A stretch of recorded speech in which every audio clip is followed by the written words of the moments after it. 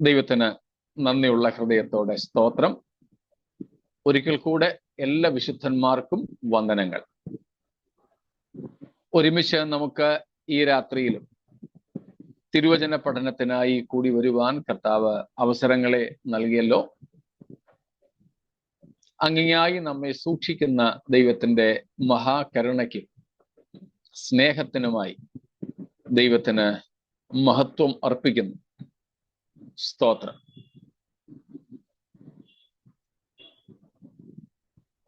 ദൈവവചനം ദൈവം നമുക്ക് നമ്മുടെ ഹൃദയത്തിന് ഏറ്റവും അടുത്ത് നൽകിയിരിക്കുന്നു. മോശയുടെ ഭാഷയിൽ പറഞ്ഞാൽ നമ്മുടെ അടുത്ത്, അരികത്ത്, നമ്മുടെ ഹൃദയത്തിലും നമ്മുടെ വായിലും തന്നിരിക്കുന്നുവെന്നാണ് പറയുന്നത്. ആവർത്തന പുസ്തകം 29-ാം അധ്യായത്തിന്റെ 11 മുതൽ 14 വരെയുള്ള വാക്യങ്ങളിലാണ് നാം അത് കാണുന്നത്. ദൈവത്തിന്റെ വചനം അവിടെ പറയുന്നു, അതങ്ങ് സ്വർഗത്തിലല്ല, ആര് സ്വർഗത്തിൽ കയറി അത് കൊണ്ടുതരും എന്ന് പറയുവാനായി. ഈ വചനം അങ്ങ് കടലിന്റെ അക്കരെ, സമുദ്രത്തിനക്കരെയുമല്ല. സ്തോത്രം. എന്നാൽ അത് നമുക്ക് വളരെ അടുത്തിരിക്കുന്നു എന്നാണ് തിരുവെഴുത്ത് പറയുന്നത്.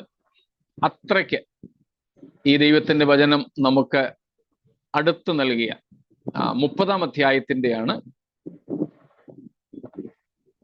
11 മുതൽ 14 വരെയുള്ള വാക്യങ്ങളിൽ നാം കാണുന്നത്. സ്തോത്രം. എടുത്തെങ്കിൽ അതൊന്ന് വായിച്ച് വിട്ടിട്ട് നമുക്ക് തിരുവെഴുത്തുകളിലേക്ക്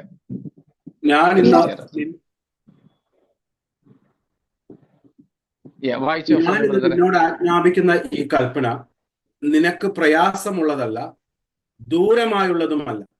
ഞങ്ങൾ കേട്ട് അനുസരിക്കേണ്ടതിന് ആര് സ്വർഗത്തിൽ കയറി കൊണ്ടുവന്ന് തരുമെന്ന് പറയത്തക്കവണ്ണം അത് സ്വർഗത്തിലല്ല. ഞങ്ങൾ കേട്ട് അനുസരിക്കേണ്ടതിന് ആര് സമുദ്രം കടന്ന് കൊണ്ടുവന്ന് തരുമെന്ന് പറയത്തക്കവണ്ണം അത് സമുദ്രത്തിനക്കരെയുമല്ല. നീ അനുസരിക്കുവാൻ തക്കവണ്ണം വചനം നിനക്ക് ഏറ്റവും സമീപത്തും നിന്റെ വായിലും നിന്റെ ഹൃദയത്തിലും തന്നെ ഇരിക്കുന്നു. ഇതാ ഞാൻ ഇന്ന് ജീവനും ഗുണവും മരണവും ദോഷവും നിന്റെ മുമ്പിൽ വെച്ചിരിക്കുന്നു. മതി മതി. Thank you Sony brother. ആവർത്തന പുസ്തകം 30-ാം അധ്യായം 11 മുതലുള്ള വാക്യങ്ങളാണ് നമ്മൾ വായിച്ചത്. 11 തൊട്ട് 14 വരെ വിശേഷിച്ച്. Deuteronomy 30 verses 11 through 14. ദൈവം മോശ മുഖാന്തരം ഇസ്രായേലിനോട് പറഞ്ഞ കാര്യങ്ങളാണ്. ദൈവം നമുക്ക് നൽകിയ തിരുവെഴുത്തുകൾ. ദൈവവചനത്തിന്റെ 3 അവസ്ഥകൾ നമുക്കറിയാം. ദൈവത്തിന്റെ വായിൽ നിന്ന് പുറപ്പെടുന്ന വചനം, എഴുതപ്പെട്ട വചനം, ജഡമായി തീർന്ന വചനം. അതിൽ എഴുതപ്പെട്ട് നമുക്ക് നൽകിയിരിക്കുന്ന വചനത്തെക്കുറിച്ചാണ് ഈ പരാമർശം. അത് അങ്ങ് സ്വർഗത്തിലോ കടലിന്റെ അക്കരെ, സമുദ്രത്തിന് അപ്പുറമോ നമുക്കനുസരിക്കാൻ പ്രയാസമുള്ളതോ ദൂരമായിട്ടുള്ളതോ അല്ല. സ്തോത്രം. അപ്പോൾ ദൈവത്തിന്റെ വചനം അനുസരിക്കാൻ പ്രയാസമുള്ളതല്ല, നമുക്ക് പ്രാപിക്കുവാൻ ദൂരമായിട്ടുള്ളതല്ല, കയറിപ്പോയി കൊണ്ടുവരുവാൻ സ്വർഗത്തിലല്ല, അങ്ങ് സമുദ്രം കടന്ന് പോയി കൊണ്ടുവരുവാൻ സമുദ്രത്തിന്റെ അക്കരയിലുമല്ല. പകരം വചനം നമുക്ക് ഏറ്റവും സമീപത്ത്, നമ്മുടെ വായിലും നമ്മുടെ ഹൃദയത്തിലും തന്നെ ദൈവം നൽകിയിരിക്കുന്നു. എന്തിനു വേണ്ടി? നാം അനുസരിച്ച് നടക്കുവാൻ. നമ്മളാരും വായും ഹൃദയവും വീട്ടിൽ വെച്ചിട്ട് വിരുന്നു പോകാറില്ല. ഉറങ്ങുമ്പോഴും നമുക്ക് ആവശ്യമില്ലാത്തപ്പോൾ പോലും ഈ സാധനമൊക്കെ നമ്മൾ തന്നെ ഉണ്ട്. സ്തോത്രം. അപ്പോൾ അത്രയ്ക്ക് അടുത്ത് കർത്താവ് തന്റെ വചനം നമുക്ക് നൽകിയിരിക്കാൻ നമുക്കതനുസരിപ്പാൻ ദൈവം കൃപ ചെയ്യട്ടെ. അനുസരിക്കുവാനും അത് പ്രയാസമുള്ളതല്ല എന്നതാണ് തിരുവെഴുത്ത് നമ്മെ പഠിപ്പിക്കുന്നത്. എനിക്കറിയാം ഇന്ന് നമ്മളെല്ലാവരും 6-ാം അധ്യായത്തിലേക്ക് പ്രവേശിക്കുവാനാണ് വന്നിരിക്കുന്നതെന്ന്. എന്നാൽ ഒരു ചെറിയ ക്ഷമാപണം. ഇന്ന് വൈകിട്ട് ഒരു കൊച്ചു പുസ്തകം എൻ്റെ കയ്യിൽ കിട്ടി. കുറച്ച് നാൾ മുമ്പ് എൻ്റെ കയ്യിൽ കിട്ടിയതാണ്. എഴുത്തുകാരനെ ഞാൻ പരസ്യമായിട്ട് പറയുന്നില്ല. ചിലർക്ക് മനസ്സിലാകുന്നുണ്ടാകും, അതുകൊണ്ട് തന്നെ ഞാൻ പറയുന്നില്ല. ഇത് 2019 പ്രിന്റ് ചെയ്തൊരു പുസ്തകമാണ്. ഒരു കൊച്ചു പുസ്തകം. രഹസ്യമായി പറയൂ. അത്യാവശ്യമാണെങ്കിൽ.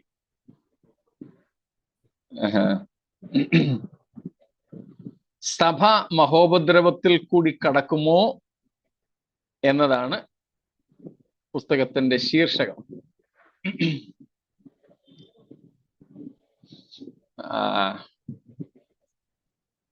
എനിക്ക് വളരെ അടുപ്പമുള്ള ഒരു ദൈവദാസനും കൂടെയാണ്. ഒരുപക്ഷെ എൻ്റെ അറിവിൽ ഈ ഒരു വിഷയം ഒഴികെ ബാക്കി എല്ലാറ്റിലും ഞങ്ങൾ ഒരേ അഭിപ്രായക്കാരാണ്. എൻ്റെ അറിവിൽ ഭിന്നാഭിപ്രായമുള്ള വിഷയങ്ങൾ ഈ ഒരെണ്ണം ഒഴികെ മറ്റൊന്നും മുമ്പിൽ വന്നിട്ടില്ല.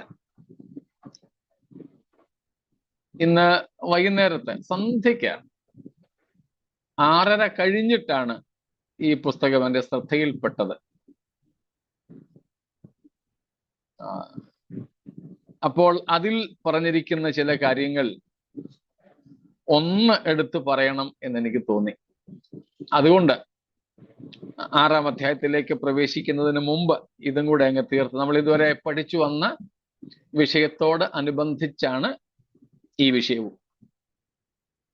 അതിൽ അദ്ദേഹം മുഖവുരയിൽ പറയുന്ന ഒരു കാര്യം,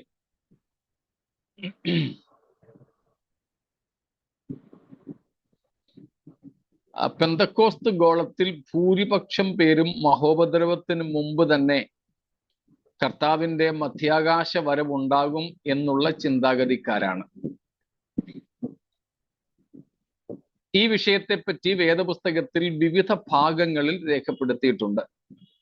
എങ്കിലും പ്രധാനമായും ശ്രദ്ധിക്കണേ, ദാനിയേൽ പ്രവചനം 7 മുതൽ 12 വരെയുള്ള അധ്യായങ്ങളിലും മത്തായിയുടെ സുവിശേഷം 24-ാം അധ്യായത്തിലും 1 തെസ്സലോനിക്കർ 2-ാം അധ്യായത്തിലും വെളിപ്പാട് പുസ്തകം 6 മുതൽ 20-ാം അധ്യായം വരെയുള്ള ഭാഗങ്ങളിലുമാണ് കാണുന്നത്. ഇവിടെ തന്നെ അടിസ്ഥാനപരമായ ഒരു തെറ്റ് ഒരുപക്ഷെ ശ്രദ്ധിക്കണേ എന്ന് ഞാൻ പറഞ്ഞതുകൊണ്ട് പ്രത്യേകം നിങ്ങൾ ശ്രദ്ധിച്ച് മനസ്സിലാക്കി കാണും.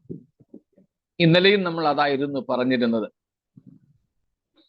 സഭയുടെ എടുക്കപ്പെടലുമായി ബന്ധപ്പെട്ട് ഇദ്ദേഹം ഇവിടെ പറയുന്നത് ദാനിയേൽ 7 മുതൽ 12 വരെയുള്ള അധ്യായങ്ങളിൽ പറഞ്ഞിരിക്കുന്നു എന്നാണ്, പ്രവചിക്കപ്പെട്ടിരിക്കുന്നു എന്നാണ്.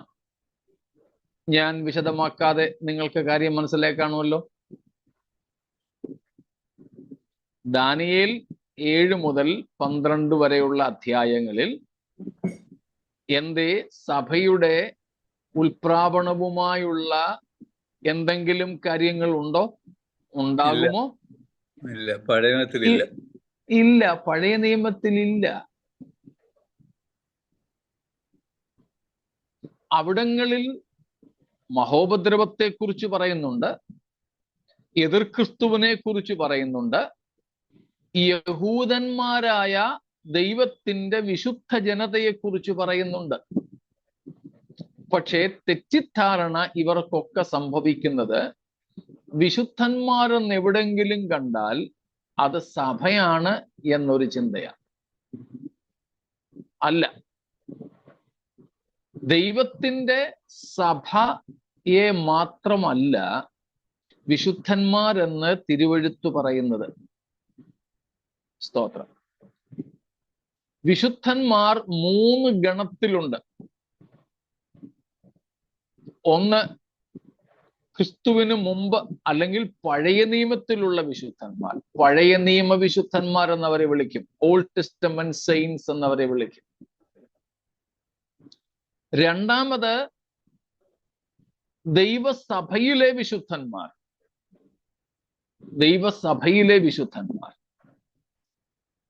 ദൈവസഭയിലെ വിശുദ്ധന്മാർ, Christian saints or saints in the church,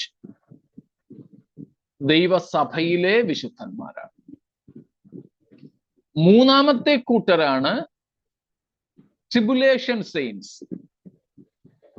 മഹാപീഡനകാലത്തെ വിശുദ്ധന്മാർ.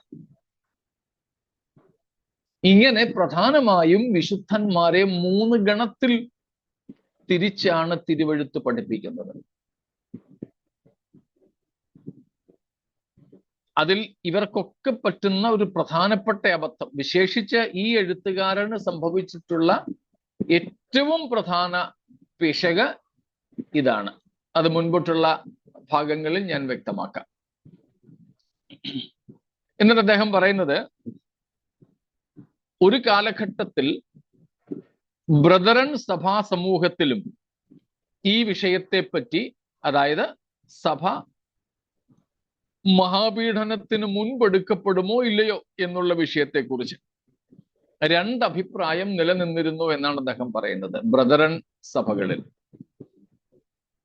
അതിന്റെ വെളിച്ചത്തിൽ 1989 ജൂലൈ മാസം 14 ബ്രദറൻ സഭയുടെ ആഭിമുഖ്യത്തിൽ കോട്ടയത്ത് വെച്ച് ഒരു സമ്മേളനവും പ്രബന്ധാവതരണവും നടന്നു.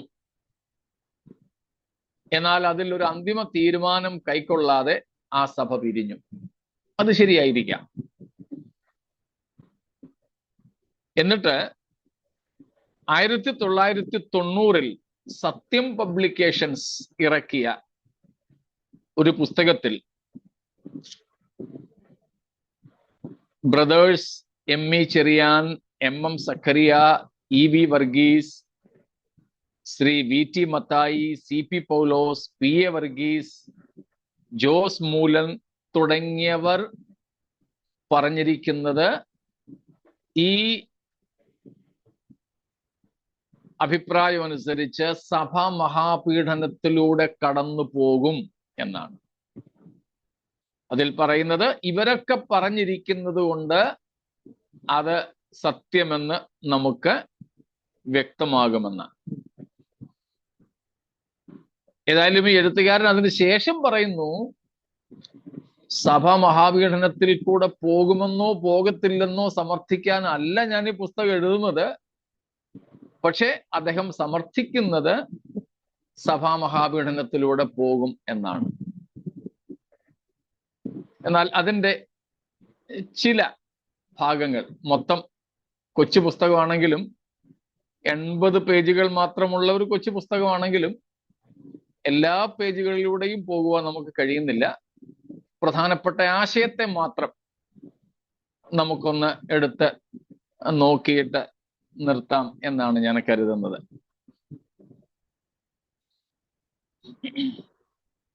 അതില് ദാനിയേൽ പ്രവചനം 7 മുതൽ 12 വരെയുള്ള അധ്യായങ്ങളിൽ പറയുന്നതനുസരിച്ച് ഈ എഴുത്തുകാരൻ സഭാ മഹാപീഡനത്തിലൂടെ പോകും എന്ന് സമർത്ഥിക്കുന്നു. അതിന് അദ്ദേഹം പറയുന്നത്, ദാനിയേൽ പ്രവചനം ഭാവിയിൽ സംഭവിക്കേണ്ടതായ അനേകം മർമ്മങ്ങളെ കുറിച്ച് വെളിപ്പെടുത്തിയിരിക്കുന്ന പുസ്തകമാണ്. എന്നാൽ അതിന്റെ 7 മുതൽ 12 വരെയുള്ള അധ്യായങ്ങളിലാണ് യേശുക്രിസ്തുവിന്റെ രാജത്വം, സഭയുടെ രാജത്വം, എതിർ ക്രിസ്തുവിന്റെ ഭരണം, അന്ത്യകാലത്തിന്റെ അടയാളങ്ങൾ, ക്രിസ്തുവിന്റെ മഹത്വ പ്രത്യക്ഷത, വിശുദ്ധന്മാരുടെ പ്രതിഫലം എന്നീ ഭാഗങ്ങൾ വ്യക്തമാക്കിയിരിക്കുന്നത്. അതിൽ ഒന്നൊഴികെ ബാക്കിയെല്ലാം ശരിയാ. ഏതൊഴികെ? വിശുദ്ധന്മാരുടെ പ്രതിഫലം. അല്ല, അത് പറഞ്ഞിട്ടുണ്ട്. അത് 12-ാം അധ്യായത്തിൽ പറഞ്ഞിട്ടുണ്ട്.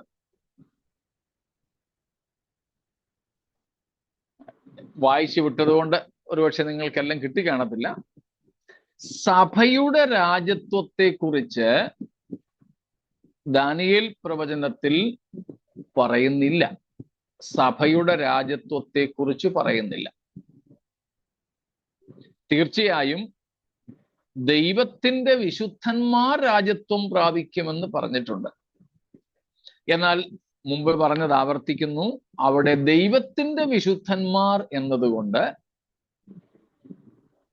ആരെ അല്ല ഉദ്ദേശിക്കുന്നത്? ദൈവസഭയെ അല്ല,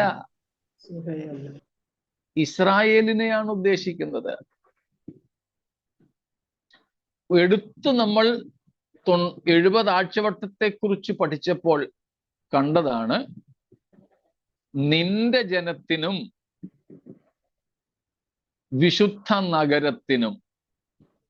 അവിടെ വിശുദ്ധ നഗരമെന്ന് പോലും വിളിക്കുന്നത് യെരൂശലേമിനെയാണ്. അതുകൊണ്ട് ദൈവത്തിന്റെ വിശുദ്ധന്മാർ എന്നവിടെ വിളിക്കുന്നത് സഭയെ അല്ല, പകരം ഇസ്രായേലിനെയാണ്. അത് നമ്മൾ മനസ്സിലാക്കുക. സ്തോത്രം. ഒത്തിരി കാര്യങ്ങൾ അദ്ദേഹം അതുമായി ബന്ധപ്പെട്ട് എടുത്തു പറയുന്നുണ്ട്. അതിൽ ഒരു വല്ലാത്ത പിശക് അദ്ദേഹം ആവർത്തിച്ചു പറയുന്നത് ഞാൻ നിങ്ങളുടെ മുൻപിൽ വെക്കാം.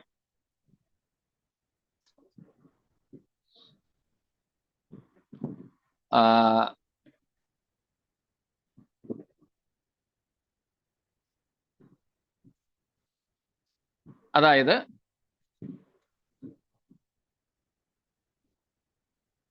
ദാനിയേൽ ഈ ഭാഗങ്ങളിൽ, ഈ പറഞ്ഞ ഭാഗങ്ങളിൽ കാണുന്നത്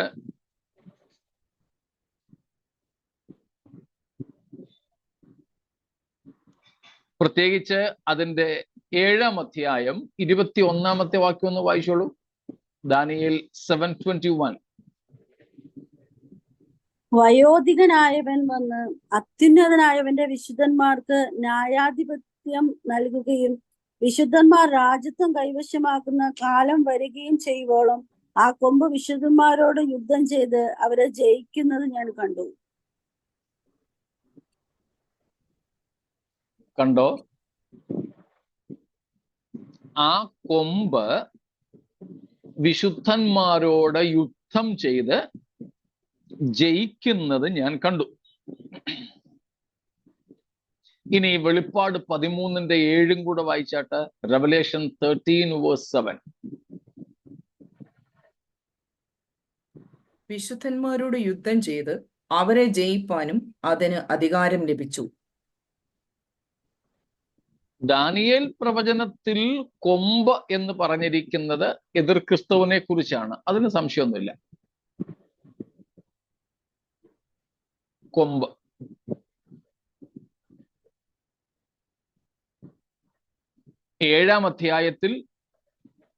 ദാനിയേൽ 7-ാം അധ്യായത്തിൽ നാം കാണുന്ന കൊമ്പ്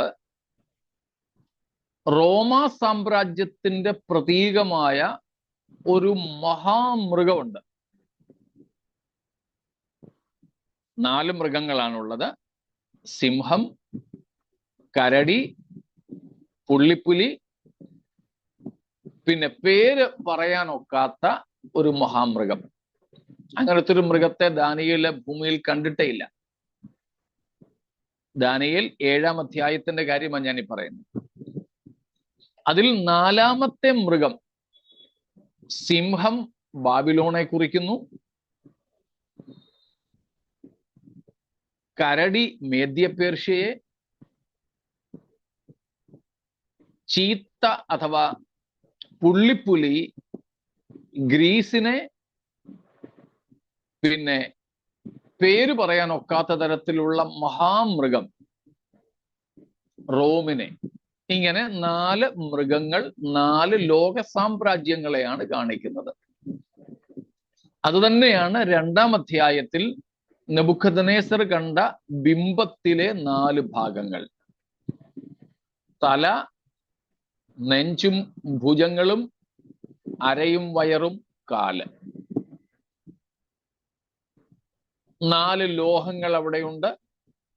തങ്കം കൊണ്ടുള്ള തല, വെള്ളി കൊണ്ടുള്ള നെഞ്ചും ഭുജങ്ങളും, താമ്രം കൊണ്ടുള്ള അരയും വയറും, പിന്നെ ഇരുമ്പും കളിമണ്ണും. അപ്പോൾ 7-ാം അധ്യായത്തിൽ കണ്ട 4 മൃഗങ്ങൾക്ക് തുല്യമായി 2-ാം അധ്യായത്തിൽ കണ്ട ബിംബത്തിന്റെ 4 ഭാഗങ്ങൾ. നമ്മൾ പണ്ടൊരിക്കൽ പറഞ്ഞതാണ് ഈ കാര്യം. അന്ന് പറഞ്ഞൊരു പാട്ട് ഓർമ്മ കാണും നിങ്ങൾക്ക്. 5-ാം രാജിതമുണ്ടാം എന്നുള്ളൊരു പാട്ടിനെ കുറിച്ച് നമ്മൾ അന്ന് പറഞ്ഞിരുന്നു. ഇത് വെച്ചാണ് ഈ 4 സാമ്രാജ്യങ്ങൾക്ക് ശേഷം ദൈവത്തിന്റെ രാജ്യമായ 5-ാം രാജിതം ഉണ്ടാകും എന്ന് പറഞ്ഞുകൊണ്ട് സൈമൺ സാറ് എഴുതിയൊരു പാട്ടാണ്. അപ്പോൾ 7-ാം അധ്യായത്തിലെ 4-ാമത്തെ മൃഗം, അതിന് പേരില്ല, അത്രയ്ക്ക് ഒരു ഭീകരമായ മൃഗമാണ്. അങ്ങനത്തെ ഒരു മൃഗം ഭൂമിയിലില്ല. ഇരുമ്പിന്റെ പല്ലുള്ള മൃഗം ഉണ്ടോ എവിടെങ്കിലും? ഇരുമ്പിന്റെ 10 കൊമ്പുകളുള്ള മൃഗം എവിടെയെങ്കിലും ഉണ്ടോ? ഇല്ല. അപ്പോൾ അതൊരു പ്രതീകമാണ്. ആ 10 കൊമ്പുകളുള്ള റോമൻ സാമ്രാജ്യത്തിന്റെ പ്രതീകമായ മൃഗത്തിന്റെ 10 കൊമ്പുകളിൽ നിന്ന് അതിലൊന്നിൽ നിന്ന് പൊട്ടിപ്പുറപ്പെടുന്ന മറ്റൊരു കൊച്ചു കൊമ്പുണ്ട്. അത് എതിർ ക്രിസ്തുവാണ്. അതേ സംബന്ധിച്ചാണ് നമ്മളിപ്പോൾ 7-ാം അധ്യായത്തിൽ വായിച്ചത്. കൊമ്പ് എന്നതുകൊണ്ട് horn of that 4th animal. There are 10 horns, but out of them one little horn comes out, and that little horn represents the Antichrist. ആ 10 കൊമ്പുകളിൽ നിന്നും അതിൽ ഒന്നിൽ നിന്നും പുറപ്പെടുന്ന ഒരു കൊച്ചു കൊമ്പുണ്ട്. ആ കൊച്ചു കൊമ്പ് എതിർ ക്രിസ്തുവിനെ പ്രതിനിധാനം ചെയ്യുന്നു.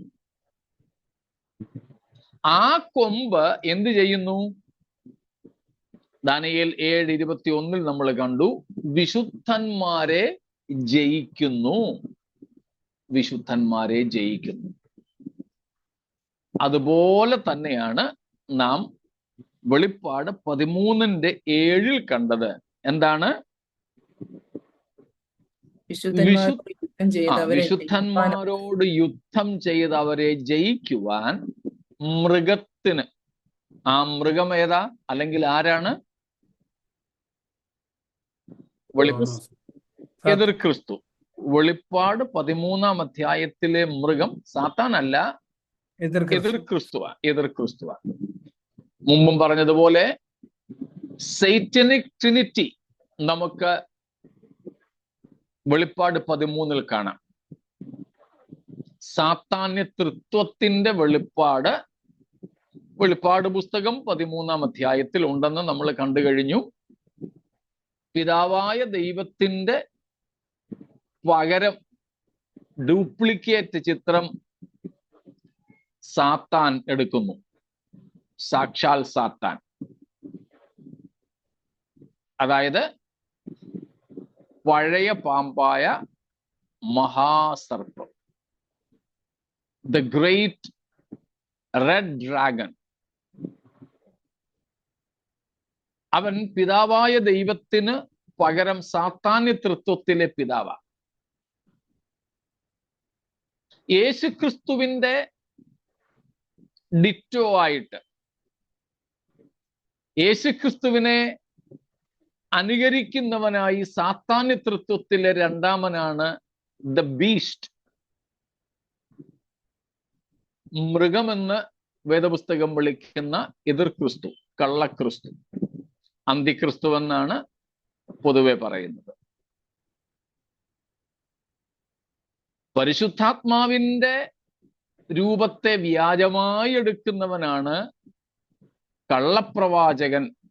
അങ്ങനെ അവരെ 3 പേരെയും നമുക്ക് വെളിപ്പാട് 13 കാണാം. അവിടെയാണ് സാത്താന്യതൃത്വം ആദ്യമായി വെളിപ്പെടുന്നത്.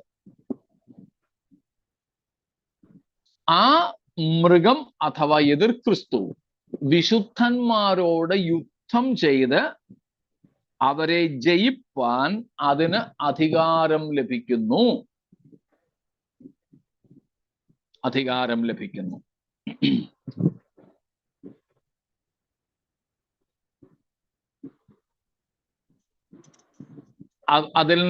അത് അടിസ്ഥാനമാക്കിക്കൊണ്ട് ഈ എഴുത്തുകാരൻ പറയുന്നത് വളരെ വലിയ ഒരു പിശകാണ്. കാരണം ദൈവസഭയെ ജയിക്കുവാൻ സാത്താൻ ഇവിടെ അധികാരം പ്രാപിക്കുന്നതായിട്ടാണ് അദ്ദേഹം പറയുന്നത്.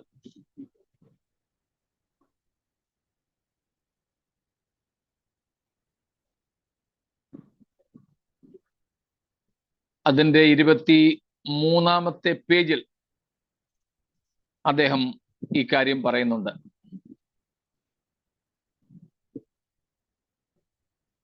ഇരുപത്തിരണ്ടാമത്തെ പേജിലുമുണ്ട്. ദൈവത്തിന്റെ സഭയെ ജയിക്കാൻ എന്തേ നിങ്ങൾ തന്നെ പറ, സാത്താന് കഴിയുമോ? ഇല്ല, ഇല്ല, കഴിയില്ല. അപ്പൻ സാത്താന് കഴിയാത്തത് മോൻ എതിർ ക്രിസ്തുവിന് സാധിക്കുമോ? നെവർ, സാധ്യമല്ല. വളരെ വലിയൊരു പിശകാണ് അദ്ദേഹം ആ വിഷയത്തിൽ പറഞ്ഞിട്ടുള്ളത്.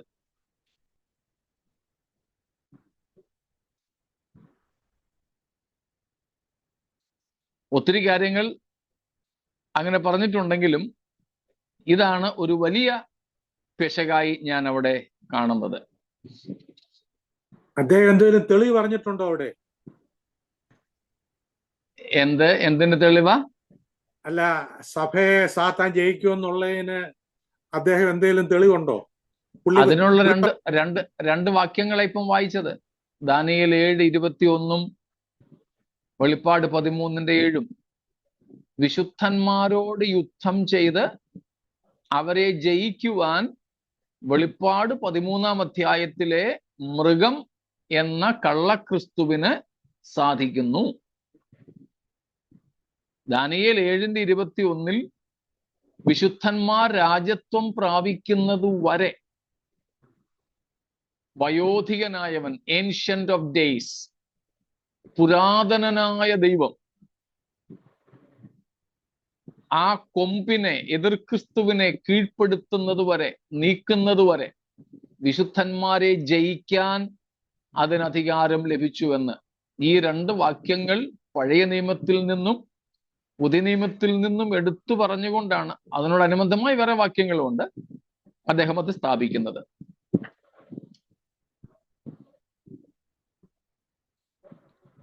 കർത്താവ് പറഞ്ഞത്, ഞാൻ എൻ്റെ സഭയെ പണിയും, പാതാള ഗോപുരങ്ങൾ അതിനെ ജയിക്കുകയില്ല. ഇവിടെ എടുത്തു പറഞ്ഞിരിക്കുന്നു, വിശുദ്ധന്മാരെ ജയിക്കാൻ, വിശുദ്ധന്മാരെ തോൽപ്പിക്കുവാൻ എതിർ ക്രിസ്തുവിന് സാധിക്കുന്നു. ഒരു പ്രത്യേക കാലഘട്ടത്തിലേക്ക് ഈ വിശുദ്ധന്മാരെ എതിർ ക്രിസ്തു അല്ലെങ്കിൽ എതിർ ക്രിസ്തുവിലൂടെ സാത്താൻ തോൽപ്പിക്കുന്നു. ഒരു നിമിഷ നേരത്തേക്ക് പോലും ദൈവസഭയുടെ മേൽ ആധിപത്യം നടത്തുവാൻ പിശാചിനോ ഇരുളിന്റെ ശക്തികൾക്കോ ദൈവം അനുവാദം നൽകുകയില്ല. യേശുവിന്റെ രക്തത്താൽ വിലയ്ക്ക് വാങ്ങപ്പെട്ട വിശുദ്ധന്മാരുടെ കൂട്ടമാണ് ദൈവസഭ. ആ സഭയെ ജയിക്കുവാൻ സാത്താന്യ തൃത്വം ഒരുമിച്ച് പരിശ്രമിച്ചാലും സാധിക്കുകയില്ല എന്ന് ദൈവത്തിന്റെ വചനം നമ്മെ പഠിപ്പിക്കുന്നു. അങ്ങനെ ഇരിക്കെ ഒരു കാലഘട്ടത്തിലേക്ക് എതിർ ക്രിസ്തു അല്ലെങ്കിൽ അവനിലൂടെ സാത്താൻ സഭയെ ജയിക്കും എന്ന ഉപദേശം ഒന്നിലധികം ഭാഗത്ത് ഇദ്ദേഹം എഴുതി വച്ചിരിക്കുന്നത് വളരെ ഗുരുതരമായ പിശകാണ്. ഇവിടെ രണ്ടിടത്തും പറയുന്ന സാത്താൻ അല്ലെങ്കിൽ എതിർ ക്രിസ്തു ജയിക്കുന്ന വിശുദ്ധന്മാർ ആരാണ്? ഇസ്രായേൽ ജനം. ഇസ്രായേൽ ജനമാണ്. അതെ, ഇസ്രായേലിനെ ദൈവം ശിക്ഷ വിധിച്ച് അവരെ അന്തിമമായി വീണ്ടെടുക്കുന്നതിന് മുമ്പ് ആരുടെ കരങ്ങളിൽ ഏൽപ്പിക്കും? സാത്താന്റെ കരങ്ങളിൽ ഏൽപ്പിക്കും, അഥവാ എതിർ ക്രിസ്തുവിന്റെ കയ്യിൽ ഏൽപ്പിക്കും.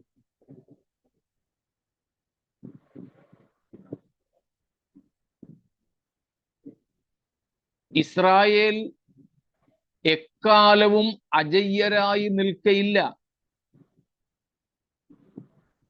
ഇസ്രായേലിനെ എതിർ ക്രിസ്തുവിന്റെ കൈകളിൽ തോൽവിക്ക് വേണ്ടി ദൈവം കൈവിടുന്ന നാളുകൾ അടുത്തു വന്നിരിക്കുന്നു. അത് അവരെ വീണ്ടെടുക്കുന്ന ഒരു പ്രക്രിയയിൽപ്പെടുന്നതാണ്. സ്തോത്രം. മുമ്പൊരിക്കൽ നമ്മൾ ചിന്തിച്ചതുപോലെ സാത്താൻ പോലും ദൈവത്തിന്റെ ഉദ്ദേശത്തിന് വേണ്ടി ദൈവത്തിന്റെ കയ്യിലെ ഒരായുധമാണ്. പണ്ട് നമ്മൾ പഠിച്ചത് ഓർമ്മ കാണുമല്ലോ. ദൈവം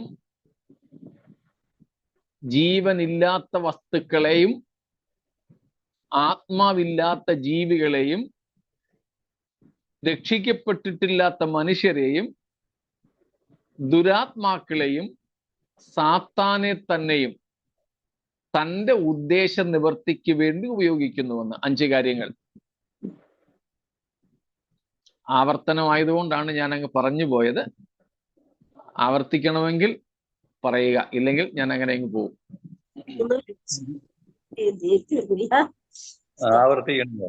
ആവർത്തിക്കണം. ദൈവം തന്റെ ഉദ്ദേശ നിവർത്തിക്ക് വേണ്ടി ഉപയോഗിക്കുന്ന വിശുദ്ധന്മാരല്ലാത്ത 5 ഘടകങ്ങൾ. 1, ജീവനില്ലാത്ത വസ്തുക്കളെ ദൈവം ദൈവത്തിന്റെ ഉദ്ദേശത്തിനായിട്ട് ഉപയോഗിക്കുന്നു. ഉദാഹരണത്തിന് മോശയുടെ കയ്യിലെ വടി,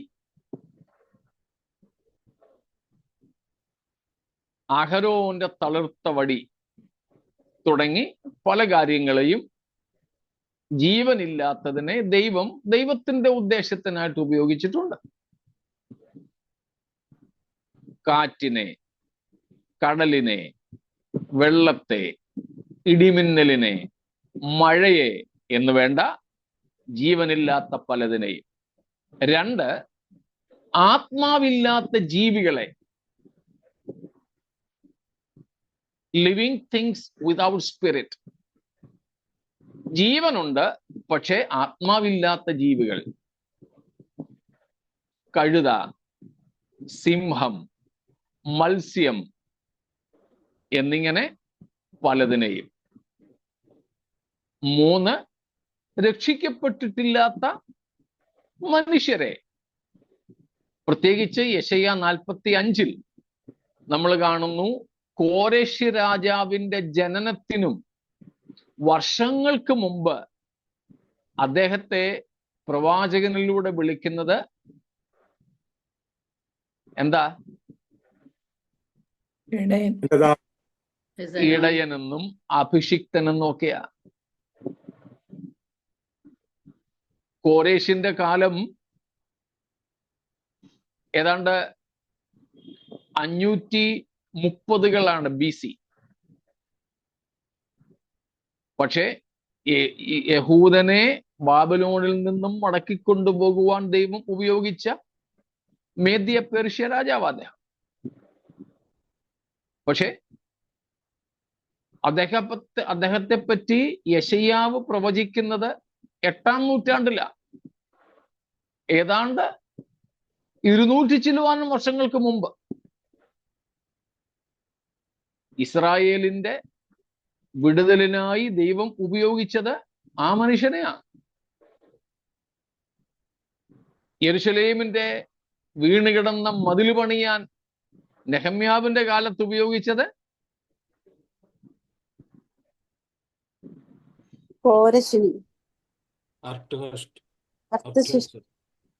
അർത്ഥശഷ്ട രാജാവിനെ, മേദ്യനായിരുന്നു. ഇന്നും നമ്മുടെ ഈ കാലത്തും നമ്മുടെയൊക്കെ ഓരോ ആവശ്യത്തിനും നമ്മുടെ ആൾക്കാർ തന്നെ പോയി കാണുന്നത് പൊളിറ്റീഷ്യൻസിനെ അല്ലേ, രാഷ്ട്രീയക്കാരെ അല്ലേ. ഇപ്പൊ രക്ഷിക്കപ്പെട്ടിട്ടില്ലാത്ത മനുഷ്യരെ. 4-ാമത്തേതാണ് ദുരാത്മാക്കളെ, ഈവിൾ സ്പിരിറ്റ്സ്. ദുരാത്മാക്കളെ ദൈവം ഉപയോഗിക്കുന്നു ദൈവത്തിന്റെ ഉദ്ദേശങ്ങൾക്ക് വേണ്ടി. ഏലിയാവിന്റെ ശുശ്രൂഷാകാലത്ത് ആഹാബ് രാജാവിനോട് സംസാരിക്കുമ്പോൾ ആ കാര്യം പറയുന്നുണ്ട്.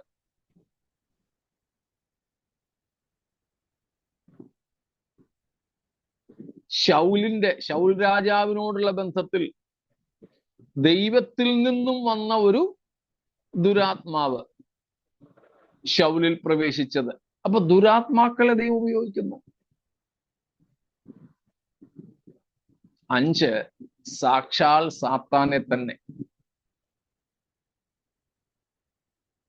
ഇയ്യോബിന്റെ സംഭവത്തിൽ നമുക്കറിയാം, യേശുക്രിസ്തുവിന്റെ ക്രൂശീകരണ വിഷയത്തിലും യൂദായിൽ കടന്നതും യൂദായെ കൊണ്ട് യേശുവിനെ ഒറ്റുകൊടുത്തതുമൊക്കെ സാത്താനാണ്. എന്തിനു വേണ്ടിയാണ് അവൻ അവിടെ ഉപയോഗിക്കപ്പെട്ടത്? ദൈവത്തിന്റെ ഏറ്റവും വലിയ പദ്ധതിയായ മനുഷ്യന്റെ വീണ്ടെടുപ്പിന് വേണ്ടി ദൈവകുഞ്ഞാട് ക്രൂശിക്കപ്പെടാൻ.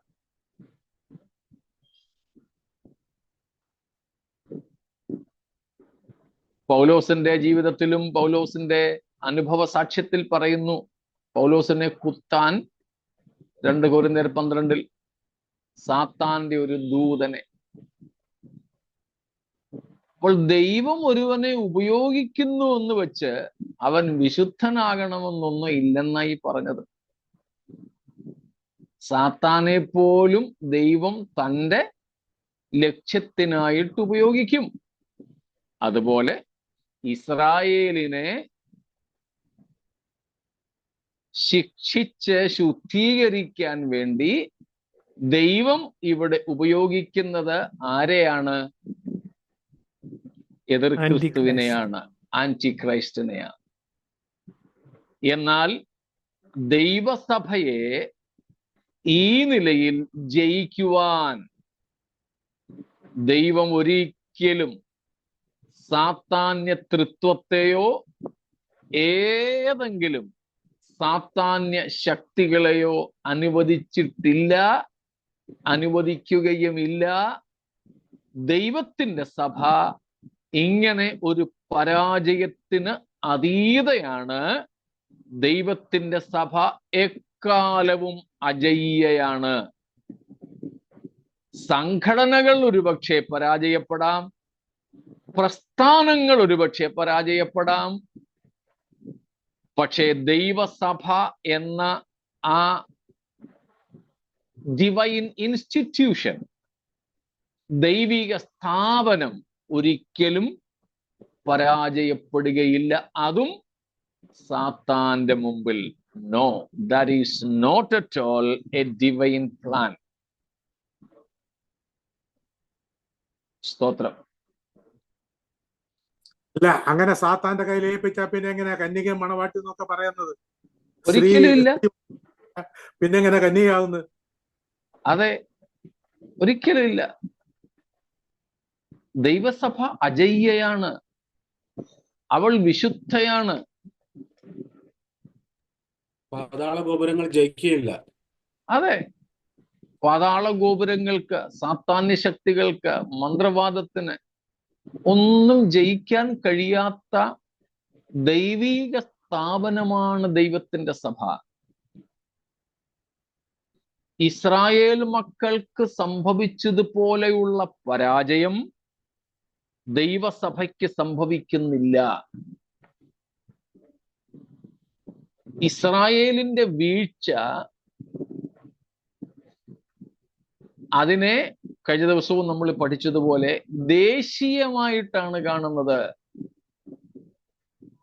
മനസ്സിലാവുന്നുണ്ടോ? ഇസ്രായേലിനെ ദൈവം ഒരു ദേശം അല്ലെങ്കിൽ ഒരു ജാതിയായിട്ടാണ് കാണുന്നത്.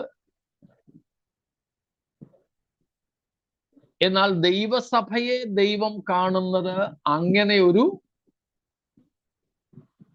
പ്രസ്ഥാനമായിട്ടല്ല.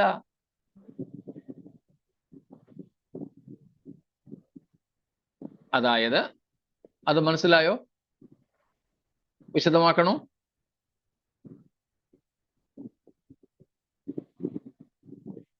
നിങ്ങളൊന്നും മിണ്ടുന്നില്ല, പിണങ്ങിയിരിക്കുകയാണോ? അല്ല, സഭയെന്ന് പറയുന്നത് അല്ലാതെ കൂട്ടമാ മീൻസ് രാഷ്ട്രീയമായിട്ടല്ല, ഇൻഡിവിജ്വൽ ആയിട്ടാ സഭ. അതെ അതെ. ഒരു തെളിവ് വന്നിട്ട് വാ. ആർക്കെങ്കിലും മനസ്സിലാകാതെ പോയെങ്കിലോ എന്ന് വിചാരിച്ചു.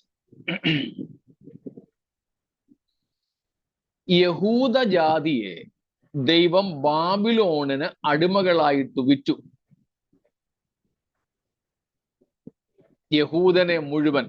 അതിനും ചില വർഷങ്ങൾക്ക് മുമ്പ് 10 ഗോത്രങ്ങൾ അസീറിയായിക്ക് അടിമകളായി പോയി. പിന്നെ ഉണ്ടായിരുന്ന യഹൂദന്മാർ ബാബിലോണിനും അടിമകളായി. എന്നാൽ ആ ബാബിലോണിന്റെ അടിമത്വത്തിൽ പോയതിൽ ദാനിയേൽ തുടങ്ങിയുള്ള കുറെ ചെറുപ്പക്കാർ, ദാനിയേലുണ്ട്, നമ്മുടെ അറിവിൽ തന്നെ പെട്ട ദാനിയേലുണ്ട്, ശദ്രക്ക്, മേശക്ക്, അബേദനഗോ എന്ന് നമ്മൾ വിളിക്കുന്ന അസരിയാവും മിശായേലും ഹനന്യാവും ഉണ്ട്. വളരെ പ്രധാനപ്പെട്ട പ്രവാചകന്മാരിൽ ഒരുവനായ യെഹസ്കേലുണ്ട്. ഇവരൊക്കെ ഏത് സമയത്തുള്ളവരാ? യഹൂദൻ പാപം ചെയ്തത് നിമിത്തം ബാബിലോണ്യ പ്രവാസത്തിലേക്ക് ദൈവം തള്ളിക്കളഞ്ഞ കൂട്ടത്തിലുള്ളവരാ. എന്നാൽ ഇവർ വ്യക്തിപരമായി പാപം ചെയ്തിരുന്നില്ല. അവർ വിശുദ്ധരായി നിന്നു. പക്ഷെ യഹൂദനെ ജാതി, ഒരു രാഷ്ട്രമെന്ന നിലയിൽ ദൈവം എന്ത് ചെയ്തു? തള്ളിക്കളഞ്ഞു. എന്നാൽ ഇതുപോലെ ദൈവസഭയിലെ ചില വ്യക്തികൾ പാപം ചെയ്തെന്ന് കരുതി ദൈവസഭ എന്ന സ്ഥാപനത്തെ, ഇൻസ്റ്റിറ്റ്യൂഷനെ ദൈവം തള്ളിക്കളയുമോ? ഇല്ല, ഇല്ല. മനസ്സിലായോ വ്യത്യാസം? Praise God. യേശുക്രിസ്തുവാണ് ഈ സഭയുടെ തല. സഭയുടെ തലയായ ക്രിസ്തു.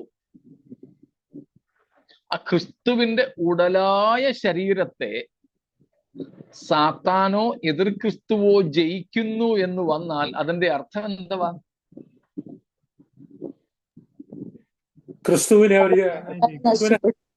ക്രിസ്തുവിനെയും ജയിക്കുന്നു എന്നാ? ഒരിക്കലും ഇല്ല, ഒരിക്കലും ഇല്ല.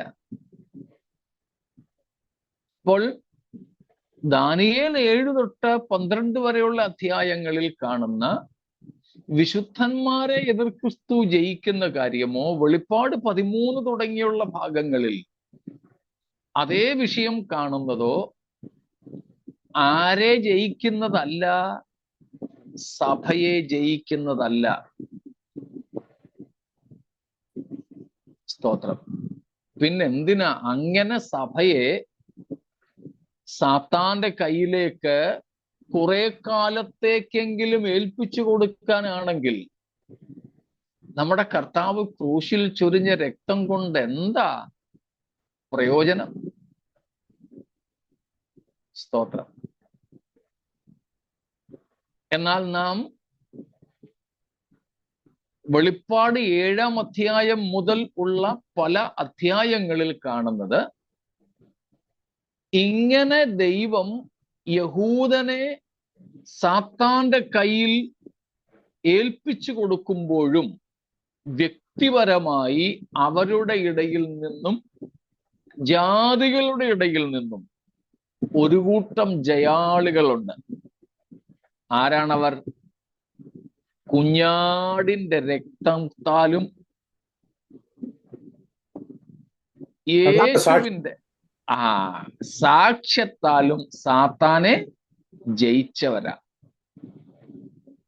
അന്നുപോലും എതിർ ക്രിസ്തുവിന്റെ ഭരണത്തിൽ പോലും കുഞ്ഞാടിന്റെ രക്തം ഹേതുവായും ദൈവവചനം ഹേതുവായും യേശുവിന്റെ സാക്ഷ്യം അല്ലെങ്കിൽ തങ്ങളുടെ സാക്ഷ്യം ഹേതുവായും സാത്താനെ ജയിക്കുവാൻ അവർക്ക് കഴിയുമെങ്കിൽ യേശുവിന്റെ ചങ്കിലെ ചോര ചൊരിഞ്ഞ് വീണ്ടെടുത്ത പരിശുദ്ധാത്മാവിനാൽ മുദ്രയിട്ട് സൂക്ഷിക്കുന്ന പരിശുദ്ധാത്മ ആവാസമുള്ള പരിശുദ്ധാത്മ നിറവും അഭിഷേകവും ശക്തിയുമുള്ള ദൈവസഭയെ ഒരു നിമിഷത്തിൽ പോലും സാത്താനും അവന്റെ ശക്തികൾക്കും പരാജയപ്പെടുത്താൻ സാധ്യമല്ല. സ്തോത്രം. അതുകൊണ്ട് ആ ഒരു ഉപദേശത്തിൽ ഒരുപക്ഷെ നമ്മളാരും അധികം ഇങ്ങനെ കേട്ടിട്ടില്ലായിരിക്കാം.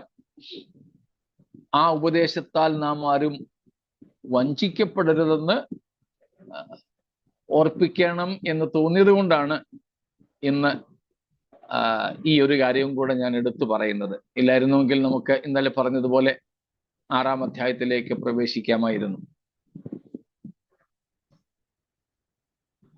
ഇത്രയും കാര്യങ്ങളിൽ എന്തെങ്കിലും സംശയങ്ങൾ ഉണ്ടോ? വിശദീകരണം ആവശ്യമുണ്ടോ?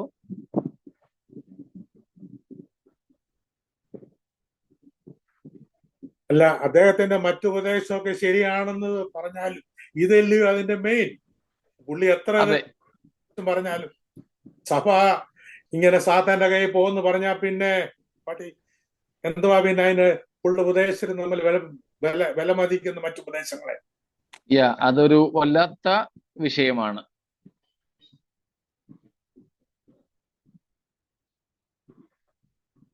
പുള്ളിക്ക് അതിനെ കുറിച്ച് അത്രയ്ക്കുള്ള നോളജേ ഉള്ളൂ. നമ്മൾ അത്രയും ചിന്തിച്ചാൽ മതി.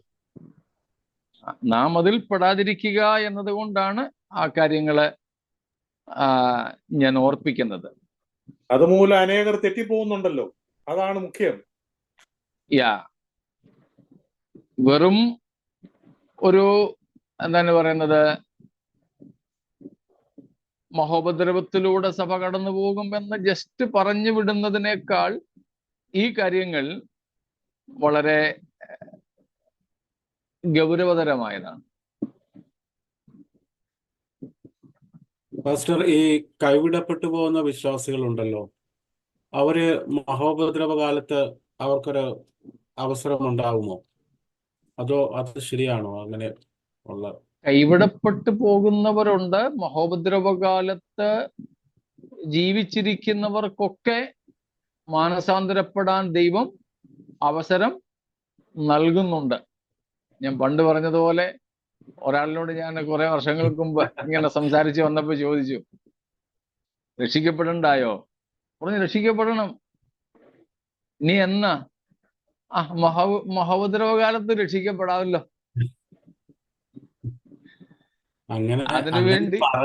അങ്ങനെ പറഞ്ഞ വിശ്വാസികളുണ്ട്. എന്നോട് നേരിട്ട് പറഞ്ഞ കാര്യമാണ് ഞാനീ പറഞ്ഞത്. സ്തോത്രം. അന്ന് വരെ ജീവിച്ചിരുന്നാലേ ഒക്കത്തുള്ളൂ. അതാണ് മഹാപീഡന കാലത്ത് ഒരുപക്ഷെ രക്ഷിക്കപ്പെടാൻ സാധ്യത ഉണ്ടെന്ന് പറഞ്ഞാൽ പോലും അന്ന് നമ്മൾ ജീവിച്ചിരിക്കും എന്ന് എന്താണ് ഉറപ്പ്? മറ്റൊന്ന്, കർത്താവ് കൃപ ചെയ്യുന്ന ഈ കാലത്ത് നമുക്ക് ദൈവത്തോട് വിശ്വസ്തത പുലർത്തി വചനമനുസരിച്ച് ജീവിക്കാൻ കഴിയുന്നില്ലെങ്കിൽ അന്ന് എങ്ങനെ സാധിക്കും? ഒരിക്കലും സാധ്യമല്ല. അന്ന് രക്ഷിക്കപ്പെടി ജീവിക്കണം. അന്ന് രക്ഷിക്കപ്പെടി ജീവൻ കൊടുത്തിട്ട് മാത്രമേ ഒക്കത്തുള്ളൂ. അന്ന് രക്തസാക്ഷികളായിട്ട് മാത്രമേ. അതെ, എതിർ ക്രിസ്തുവിന്റെ കാലത്ത് ഭക്തരായിട്ട് ജീവിക്കണം എങ്കിൽ ജീവിക്കുന്നതിനേക്കാൾ മരിക്കുന്നതാണ് എളുപ്പം. ഇന്നും അങ്ങനെ തന്നെയാണ്. എന്നാൽ ഇന്നുപോലും അങ്ങനെയാണെങ്കിൽ അന്നത്തെ കാര്യം പറയുകയേ വേണ്ട. അതുകൊണ്ടാണ് അന്ന് ജീവിച്ചിരിക്കുന്ന വിശുദ്ധന്മാരെക്കാൾ കൂടുതലും രക്തസാക്ഷികളാകുന്നവരായിരിക്കും കൂടുതൽ.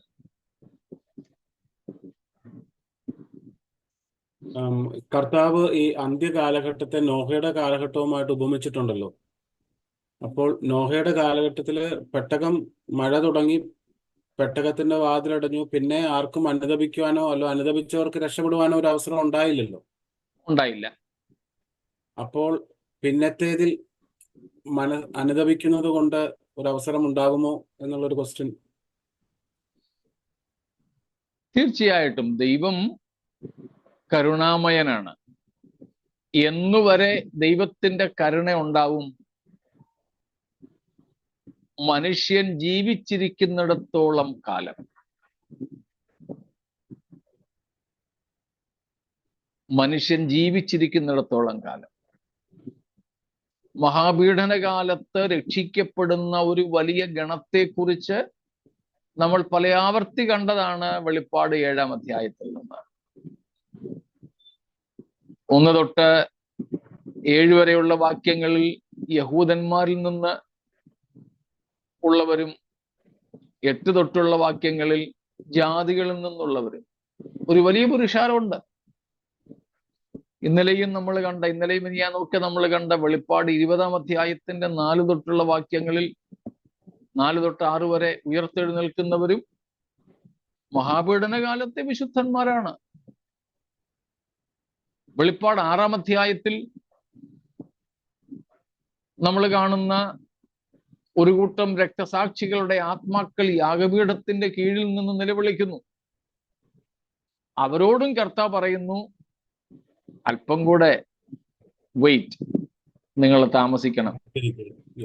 നിങ്ങളെപ്പോലെ പീഡിപ്പിക്കപ്പെട്ട കൊല്ലപ്പെടുവാനിരിക്കുന്ന കുറെ പേരും കൂടെ ഉണ്ട്. അവരുടെയും കൂടെ ആത്മാക്കൾ വന്ന് ചേരട്ടെ, അതുവരെ നിങ്ങൾ അടങ്ങിപ്പാർക്കുക. പക്ഷെ ഇത് പറയുന്നത് പലരും ടേക്ക് ഇറ്റ് ഫോർ ഗ്രാൻറ്റഡ്.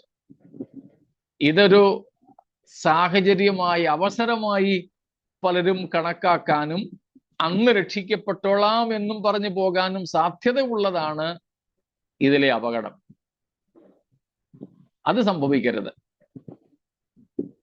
അതുകൊണ്ടാണ് തിരുവെഴുത്ത് പറയുന്നത്, ഇന്നാണ് രക്ഷാദിവസം, ഇപ്പോഴാണ് സുപ്രസാദ കാലം. അതുകൊണ്ട് ഇന്ന് എന്ന ദിവസത്തെയോ ഇപ്പോൾ എന്ന സമയത്തെയോ നാം കടന്നു പോകരുത്. കഴിഞ്ഞ ദിവസം ഞാനൊരു കത്തോലിക്കന് അദ്ദേഹത്തിന്റെ ഭവനത്തിൽ പോയി. അദ്ദേഹം കഴിഞ്ഞ 7 വർഷമായിട്ട് പള്ളിയിൽ പോകുന്നില്ല. ബൈബിൾ വായിച്ച് സത്യം ഗ്രഹിച്ച് വിഗ്രഹാരാധനയും കൊന്തചൊല്ലലും ഒക്കെ വിട്ടിട്ടിങ്ങനെ നിൽക്കുക.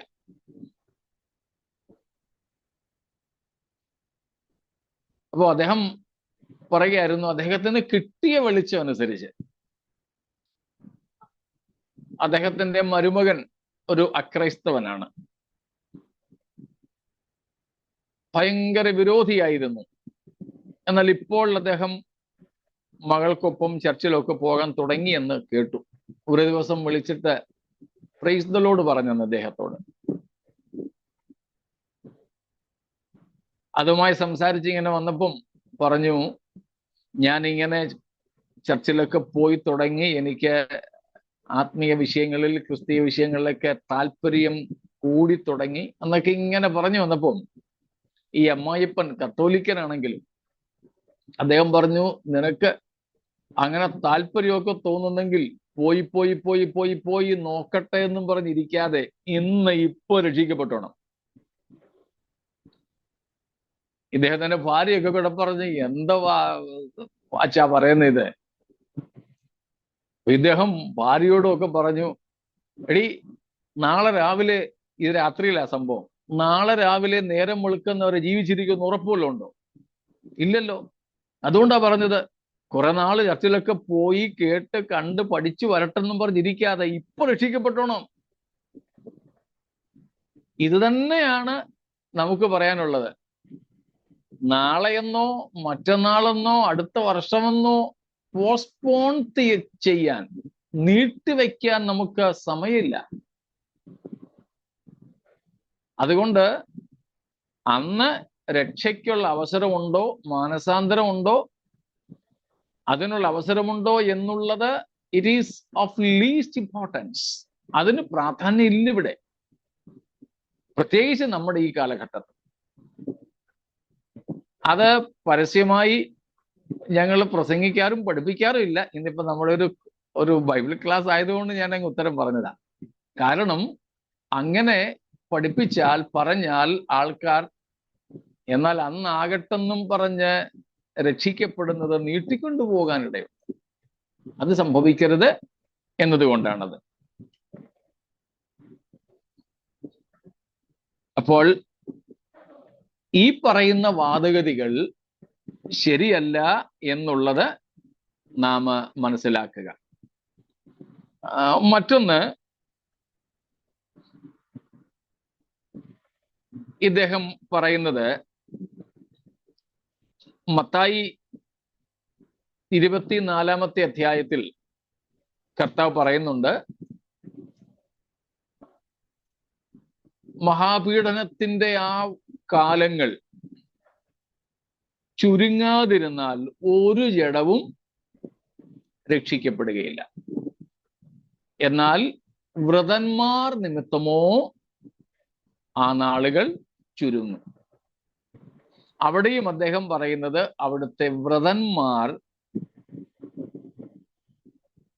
ദൈവസഭയാണെന്ന അല്ല. പിന്നെയും അവിടെ നമ്മൾ പറയുന്നു, അവിടുത്തെ വ്രതന്മാർ യഹൂദന്മാരാണ്, ഇസ്രായേൽ ജാതിയാണ്. കാരണം ദൈവസഭയ്ക്ക് രക്ഷ പീഡനങ്ങളിലൂടെയല്ല, പീഡനങ്ങളിലൂടെയല്ല.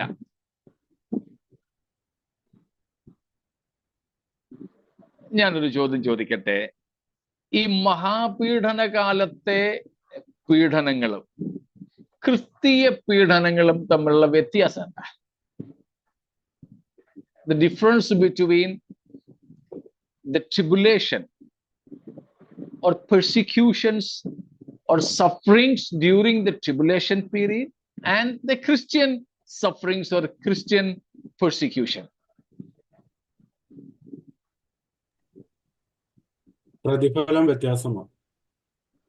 പ്രതിഫലം വ്യത്യാസമുണ്ട്. കർത്താവിന്റെ നാമത്തിന് വേണ്ടിയാണ് നമ്മളത് മനഃപൂർവ്വമായിട്ട് കർത്താവിന്റെ നാമത്തിന് വേണ്ടി നമ്മൾ ഏറ്റെടുക്കുന്ന, അല്ലെങ്കിൽ നമ്മുടെ ജീവിതത്തിൽ ഉണ്ടാവുന്ന സഹനങ്ങളും പെർസിക്യൂഷൻസ് ആണ്. അത് സ്വർഗീയമായ പ്രതിഫലം, ട്രഷർ അപ്പ് ഇൻ ഹെവൻ എന്നുള്ള ഒരു ആസ്പെക്ട് ഉണ്ട് അതിനകത്ത്.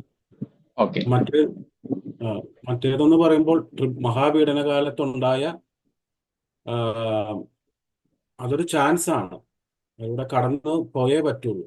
അത് വേറൊരു പെർസ്പെക്റ്റീവിൽ നിന്നുകൊണ്ടാണ് അത് അന്തിക്രിസ്തുവിന്റെ ഇതിൽ വരുന്നതാണ്. മഹാപീഡനം എല്ലാവർക്കും ആണ്, എന്നാൽ സഭാപീഡനം സഭയ്ക്ക് വേണ്ടി മാത്രമേ ഉള്ളൂ, മറ്റുള്ളവർക്കില്ല. പേഴ്സിക്യൂഷൻ എന്ന് പറയുന്നത് ഇപ്പോൾ ഉള്ളത് ദൈവത്തിന്റെ സ്നേഹത്തിലാണ്, പക്ഷെ മഹാപീഡന കാലത്ത് ദൈവത്തിന്റെ കോപമാണ്. Okay, good. ഈ നിങ്ങൾ പറഞ്ഞ ക്രിസ്ത്യൻ ഇപ്പം കർത്താവ് ഉണ്ട്, മഹാപീഡന കാലത്ത് കർത്താവ് ഇല്ല, ക്രിസ്തു ഇല്ല. അതാണ് വലിയ വ്യത്യാസം. പരിശുദ്ധ ഇല്ലല്ലോ, സഭയും പരിശുദ്ധാത്മാവും വിശുദ്ധന്മാരും എടുക്കപ്പെടുമല്ലോ. ഇപ്പോഴാണെങ്കിൽ എല്ലാം കർത്താവ് കൂടെ ഉണ്ട്, പ്രോസിക്യൂഷൻ ഉണ്ടെങ്കിലും. ഓക്കെ, ഇപ്പോഴത്തെ പീഡനം സഹിക്കുന്ന ക്രിസ്തുവുള്ള സ്നേഹം നിമിത്തമാ, മറ്റേ ഭയന്ന. Very good. ഈ പറഞ്ഞ 4 അഭിപ്രായങ്ങളും വളരെ കൃത്യമാണ്. ക്രിസ്തീയ പീഡ അത് ദൈവത്തിന് നമ്മോടുള്ള സ്നേഹം നിമിത്തമാണ്, ഒപ്പം പീഡിപ്പിക്കുന്നവരോട് പോലുമുള്ള സ്നേഹം നിമിത്തമാണ്. അതുകൊണ്ടും അവർ രക്ഷിക്കപ്പെടാം. മറ്റൊന്ന്, ഇറ്റ് ഈസ് വിക്കേറിയസ്. ക്രിസ്തീയ പീഡകൾ പകരമായി നമ്മൾ സഹിക്കുന്ന, പൗലോസ് പറയുന്നത് പോലെ സഭയ്ക്ക് വേണ്ടി ഞാൻ സഹിക്കുന്നു, ക്രിസ്തുവിന് വേണ്ടി ഞാൻ സഹിക്കുന്നു. അതുകൊണ്ട് ഈ ക്രിസ്തീയ പീഡന സഹിക്കാനുള്ള പ്രേരണ ദൈവത്തോട് നമുക്കുള്ള സ്നേഹമാണ്. അതുപോലെ തന്നെ മറ്റുള്ളവരോടുള്ള നമ്മുടെ സ്നേഹം. നിങ്ങൾക്ക് വേണ്ടിയുള്ള എൻ്റെ കഷ്ടങ്ങൾ, മറ്റുള്ളവർ രക്ഷിക്കപ്പെടണമെന്ന ആഗ്രഹം കൊണ്ട് നാം സഹിക്കുന്നതാണ്. ഈ പീഡ, ക്രിസ്തീയ പീഡ വേണ്ടെന്ന് വെക്കാൻ നമുക്ക് സാധ്യതയുണ്ട്. യേശുവിനെ തള്ളിക്കളഞ്ഞാൽ ക്രിസ്തീയ പീഡ തീർന്നു.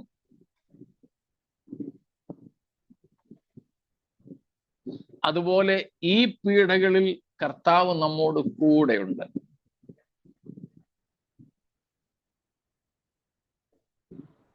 ഇങ്ങനെ ഇതെല്ലാമാണ് ക്രിസ്തീയ പീഡ. 1-ാം നൂറ്റാണ്ട് മുതലേ അങ്ങനെയായിരുന്നു. ദൈവമക്കൾക്ക് മാത്രമേ ഉള്ളൂ. എന്നാൽ മഹാപീഡനം എന്നുള്ളത് ഇതിലെ ഒരു കാര്യം പോലും ഇല്ല.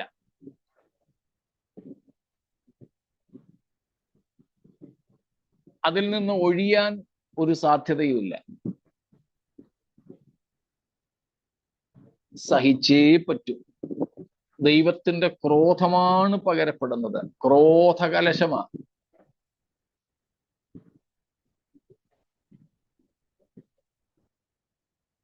മഹാപീഡനത്തിലൂടെ പോയി എന്ന് വിചാരിച്ച്, ആ കഷ്ടങ്ങൾ സഹിച്ചെന്ന് വിചാരിച്ച് പ്രത്യേക പ്രതിഫലങ്ങളും ഒന്നും ലഭിക്കുന്നില്ല.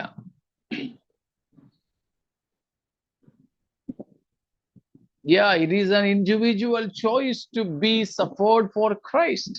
ക്രിസ്തുവിനായി കഷ്ടമേൽക്കുക എന്നത് വ്യക്തിപരമായ തിരഞ്ഞെടുപ്പാണ്. വോളണ്ടിയർ ചോയ്സ് ആണത്. എന്നാൽ ട്രിബുലേഷൻ, മഹാപീഡനം അങ്ങനെയുള്ളതൊന്നല്ല.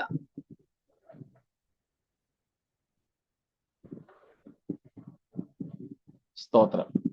ഇങ്ങനെ കുറേയേറെ കാര്യങ്ങൾ ഉണ്ട്. ഇത് തന്നെ ഒന്ന് ഖണ്ഡിക്കാൻ പോയാൽ ഇനിയും ചില ആഴ്ചകൾ വേണ്ടി വരും എന്നതുകൊണ്ട് ഇത്രയും കൊണ്ട് ഞാനങ്ങ് നിർത്തുകയാണ്. സ്തോത്രം.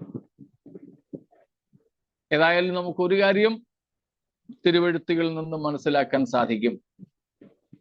ഈ 3 അഭിപ്രായക്കാരും, മഹാപീഡനത്തിന് മുമ്പ് സഭ എടുക്കപ്പെടും എന്നുള്ളവരും, അല്ല മഹാപീഡനത്തിന്റെ മധ്യത്തിലാണ് സഭ എടുക്കപ്പെടുന്നത് എന്നുള്ളവരും, മൂന്നാമത് മഹാപീഡനം കഴിഞ്ഞേ എടുക്കപ്പെടൂ എന്നുള്ളവരും ഒക്കെ ബൈബിൾ വാക്യങ്ങൾ നിരത്തുന്നുണ്ട്. തെറ്റുപറ്റുന്നത് അതിന്റെ വ്യാഖ്യാനത്തിലാണ്. ഇന്നലെ നമ്മൾ പത്രോസിന്റെ വാക്കുകൾ കേട്ടതുപോലെ, അറിവില്ലാത്തവരും അസ്ഥിരന്മാരുമായവർ ശേഷം തിരുവെഴുത്തുകളെ പോലെ തങ്ങളുടെ നാശത്തിനായി അതിനെ കോട്ടിക്കളയുന്നു. അത് സംഭവിക്കരുത്. വ്യാഖ്യാനത്തിലാണ് പ്രശ്നം. ദൈവവചനത്തിന് പ്രശ്നമില്ല. വ്യാഖ്യാനം സൂക്ഷിച്ചോണം. അതുകൊണ്ടാണ് നമ്മൾ പണ്ട് ചിന്തിച്ചത്, ഏറ്റവും ആദ്യം ദൈവവചനം വ്യാഖ്യാനിച്ചയാളാരാ? The first person to interpret the word of God? സാത്താന. ഏദൻ തോട്ടത്തിൽ, ഉൽപ്പത്തി 3-ാം അധ്യായത്തിൽ. അതെ. അതുകൊണ്ട് ബൈബിൾ വ്യാഖ്യാനം, തിരുവെഴുത്തിന്റെ വ്യാഖ്യാനത്തിൽ വളരെ ശ്രദ്ധിക്കണം. ചെറിയ പിശക് പോലും നമുക്ക് സംഭവിക്കരുത്. എൻ്റെ കർത്താവ് ഞങ്ങൾക്ക് തന്ന മക്കൾ രണ്ടുപേരും എനിക്ക് വേണ്ടി പ്രാർത്ഥിക്കുമ്പോൾ, പ്രത്യേകിച്ച് മൂത്തയാള്, അത് കേട്ട് കൊച്ചാളും പ്രാർത്ഥിക്കാറുണ്ട്. മൂത്തയാള് വർഷങ്ങളായിട്ട് അവൻ പ്രാർത്ഥിക്കുന്നതാണ്, കർത്താവെ എൻ്റെ പപ്പ തെറ്റായതൊന്നും പഠിപ്പിക്കാനും ഉപദേശിക്കാനും ഇടയാകല്ലേ.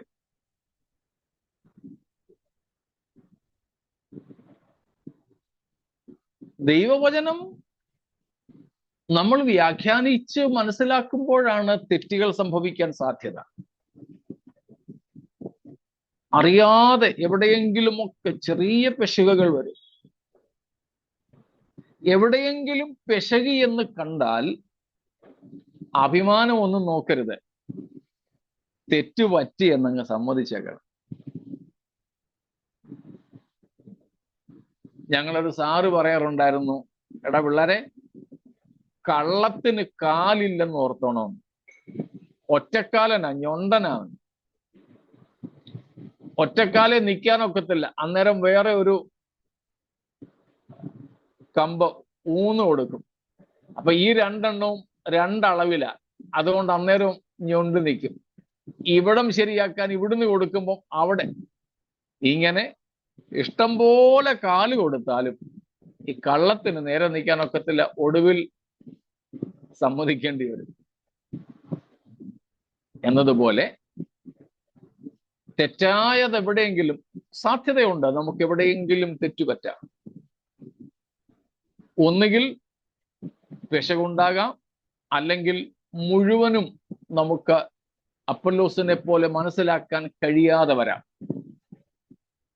എഫെസോസ് സഭയെ പോലെ ഒരുപക്ഷെ നമുക്ക് മുഴുവനും മനസ്സിലാക്കാൻ കഴിയാതെ വരാം.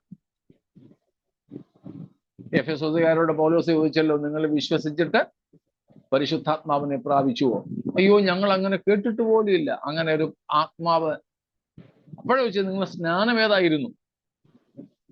യോഹന്നാന്റെ സ്നാനം. അപ്പോൾ നമുക്ക് അപ്പൊല്ലോസിനെ പോലെയോ എഫെസോസുകാരെ പോലെയോ എല്ലാം അറിഞ്ഞു എന്ന് വരില്ല. പക്ഷെ അറിഞ്ഞതും അംഗീകരിച്ചതും മുഴുവനും സത്യമായിരിക്കണം.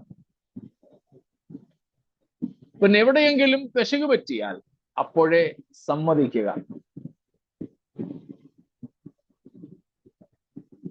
അഭിമാനം നാം പിടിച്ചുകൊണ്ടിരിക്കാൻ ശ്രമിക്കരുത്. ശരിയാണെന്ന് ബോധ്യമായാൽ എത്രയും പഴകിയ തെറ്റിനെ ഉപേക്ഷിക്കാൻ, പുതുതായി നാം അറിഞ്ഞ ശരിയെ സ്വീകരിപ്പാൻ ഉള്ള മനസ്സ് നമുക്കുണ്ടായിരുന്നാൽ മതി. അതുകൊണ്ട് നമുക്ക് ദൈവത്തോട് വളരെ പ്രാർത്ഥിക്കാം, കർത്താവേ, അങ്ങയുടെ പരിശുദ്ധാത്മാവ് ഞങ്ങളെ സകല സത്യത്തിലും വഴി നടത്തുന്ന ആത്മാവാണല്ലോ.